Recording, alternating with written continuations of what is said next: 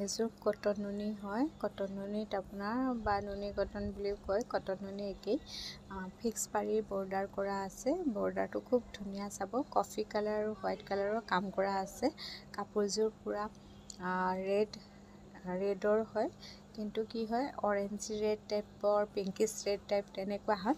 তাৰ অৰেঞ্জী আৰু পিংকিছ টাইপৰ দুইটাৰ মাজত আছে। খুব ধুনীয়া হয় কালাৰ কম্বিনেশ্যনটো। ৰেডৰো বহুতকেইটা ভাগ থাকে, বিৰাট মৰম লাগিছে। কালাৰটো মানে বহুত ধুনীয়া হৈছে।